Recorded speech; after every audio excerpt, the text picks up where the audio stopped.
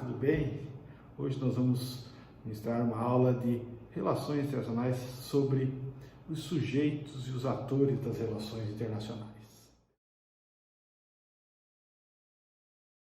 Começamos aí sobre os sujeitos, dizendo que são aqueles que têm personalidade jurídica e reconhecimento internacional, ou seja, existe reconhecimento da comunidade internacional acerca dos mesmos, portanto, detentores de direitos, deveres, obrigações no cenário geopolítico.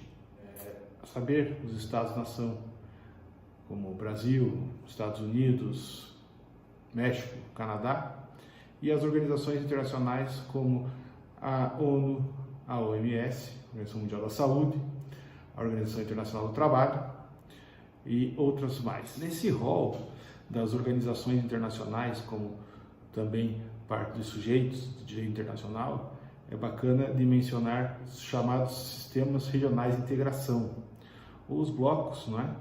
Regionais de países que se unem para uma determinada finalidade, como, por exemplo, para fins de livre trânsito, união monetária, para fins aduaneiros e sanitários ou qualquer coisa parecida, além aí também da moeda única, não é? Exemplos de sistemas regionais de integração, ou como exemplos de sistemas regionais de integração, nós temos os clássicos, saber, a União Europeia e o Mercosul. Também temos a ALCA, NAFTA e a Comunidade Andina, como exemplos também para ilustrar a nossa explicação. Mas vamos falar um pouquinho mais sobre os sujeitos. Existem teorias que nos apresentam os sujeitos como sendo especialmente os Estados-nação e as organizações internacionais. Mas existem teorias que dispõem acerca da ideia de que o indivíduo, um sujeito do direito internacional. Fica aí a menção a essa teoria também, né? Em contraposição à ideia dos atores das relações internacionais que nós vamos tratar agora. Bom, é importante dizer que os atores compõem-se aí dos sujeitos, claro, portanto, os Estados-nação, as organizações governamentais também são sujeitos às relações internacionais, assim como as organizações não governamentais, as ONGs. Também temos aí as corporações ou empresas multinacionais ou transnacionais, temos os grupos de interesse, além também dos indivíduos na sua singularidade, ou seja, os indivíduos também são atores das relações internacionais porque eles agem no cenário geopolítico. O que isso quer dizer? Eles podem ter uma influência direta aí nos estudos de guerra e paz. Lembrando que as relações internacionais são o estudo da diplomacia, estudos de guerra e paz, né? E elas acontecem no cenário geopolítico, ok?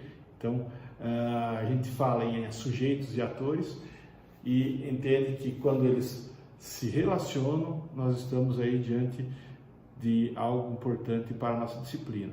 Portanto, quando existem relações entre os Estados-nação, estamos falando de diplomacia. Tratamos especialmente aí a ideia de que os Estados-nação e as organizações internacionais também agem no cenário internacional, né? Mas como complemento, no rol dos atores, colocamos aí as organizações não governamentais. Tem tido um papel importante no cenário geopolítico, né? São instituições controversas. Todavia, vamos utilizar aí alguns exemplos para também ilustrar as organizações não governamentais. Temos a WWF, temos o Greenpeace, que é um dos mais famosos, mas temos outras que têm uma visibilidade menor, mas também são importantes para, vamos dizer assim, um serviço que às vezes não é realizado pelo Estado e acaba sendo realizado por essas organizações. Também podemos citar como atores das relações internacionais as grandes corporações, né? Ou aqueles que agem nas relações internacionais. Podemos citar Coca-Cola, McDonald's, hoje as empresas de tecnologia, Google, Microsoft, Apple e por aí vai, não é? Então, elas têm um papel fundamental no estudo das relações internacionais. Fica a dica aqui para um documentário interessante do cineasta americano chamado Michael Moore, A Corporação, onde ele apresenta aspectos importantes com relação justamente a essa ação das grandes corporações no cenário internacional. Além das grandes corporações, nós temos também aí os grupos de interesse dos estados, aí seriam, portanto, grupos intraestatais, mas também podemos pensar em grupos internacionais, ou seja, pessoas que se unem para uma determinada finalidade, como, por exemplo, movimentos sociais, como o MST, né, ou Al-Qaeda, movimentos terroristas, e por aí vai. Até mesmo alguns grupos religiosos, enfim, Rotary, maçonaria, são grupos de interesse que também agem no cenário internacional, então a gente pode colocar eles aí no rol de atores das relações internacionais. É importante a gente mencionar também que essas ações, os grupos de interesse, as organizações não governamentais promovem, têm um impacto direto, quando, claro, transnacionais, para com as relações entre os países. Até mesmo os indivíduos, na sua singularidade, podem ser entendidos como atores das relações internacionais e, portanto, causar impacto, não é? Nós temos alguns exemplos clássicos aí na história, lembrando que a história é um dos principais objetos de estudo da nossa disciplina, não é? E também lembrando que as relações internacionais são uma disciplina epistemológica, ou seja, que abrange vários ramos do conhecimento. Então é importante nós buscarmos consciência do que aconteceu na história, prezando pela criticidade, mas lembrando que a história tem muito para nos contar, tem muita coisa para nos trazer.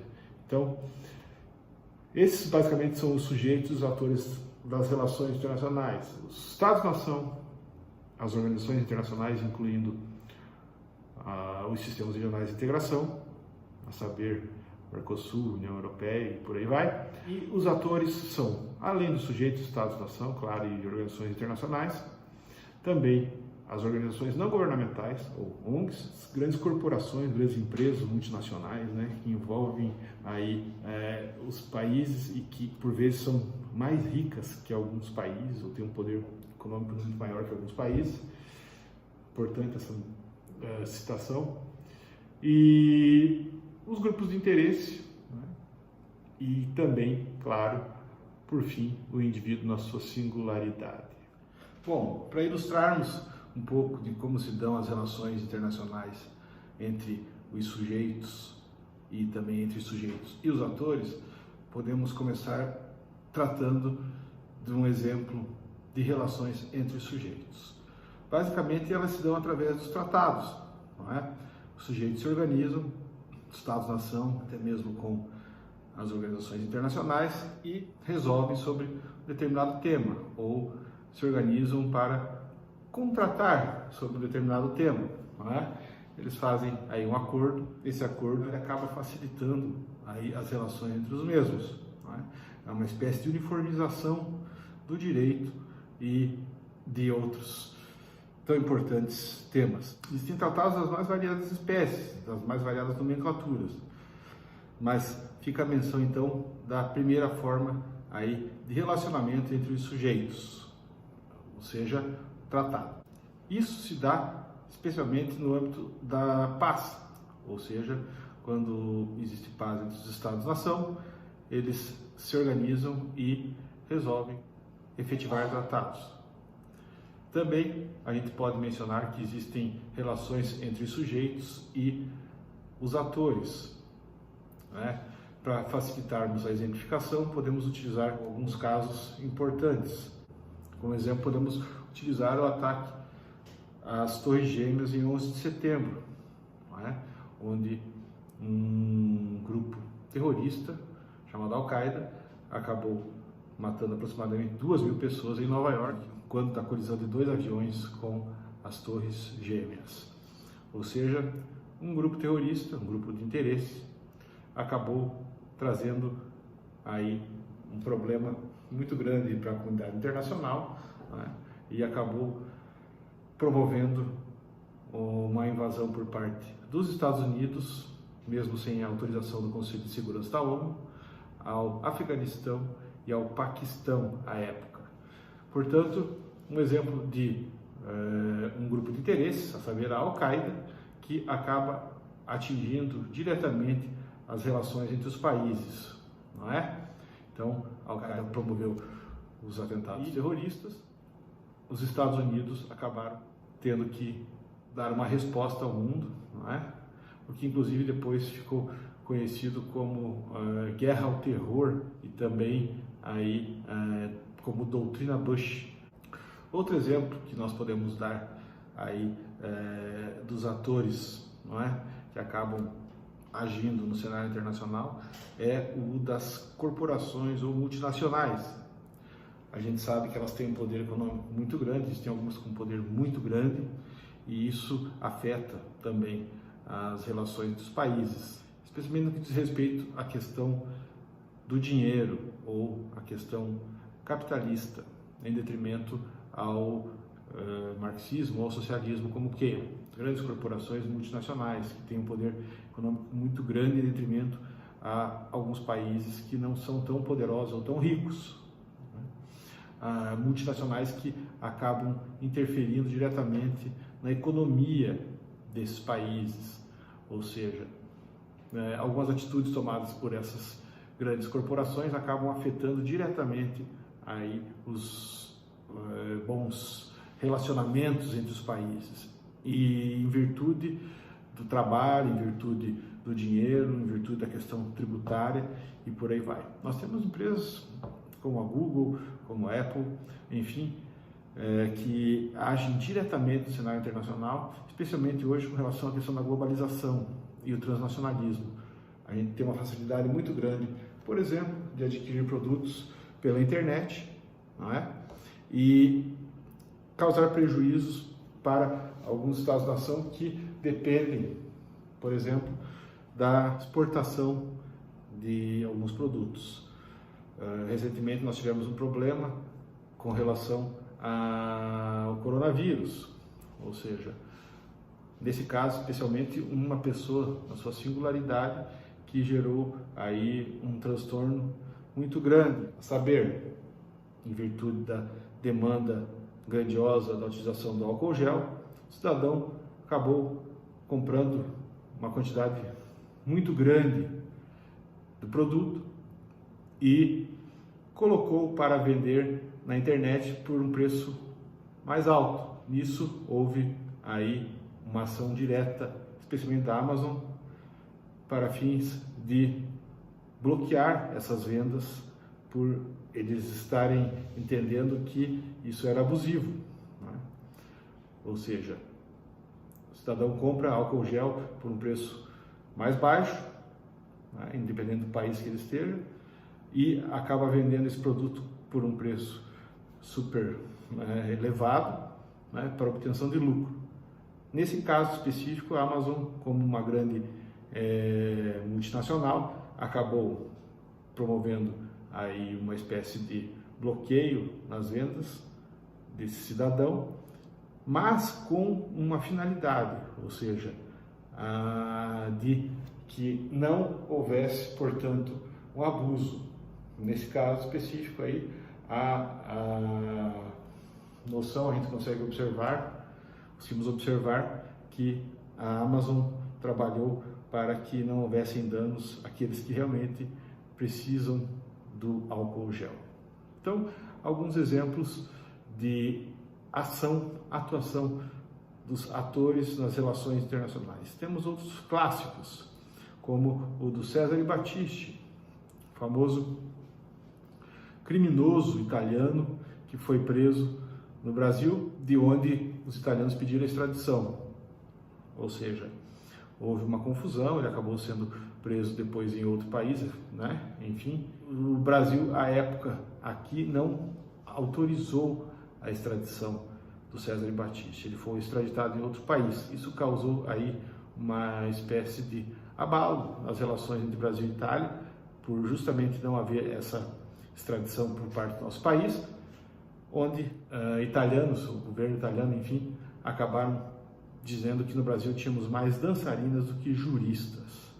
Ou seja, um cidadão, Cesare Battisti, condenado na Itália por alguns homicídios, acabou causando transtornos no cenário geopolítico, cenário internacional, no que tange aos países Brasil e Itália, ou diz respeito ao Brasil e à Itália. Então, abalo diplomático leve, mas fica o exemplo para vocês de como a pessoa, na sua singularidade, pode atrapalhar as relações, ou as boas relações entre os países, portanto, as relações internacionais. Além dos mencionados anteriormente, do ataque ao World Trade Center pela Al-Qaeda e também da utilização do álcool gel ou da venda do álcool gel por valores superiores aos praticados comumente e o bloqueio dessas vendas pela Amazon. Então, um pouquinho de quem são os atores e os sujeitos das relações internacionais, para vocês terem uma noção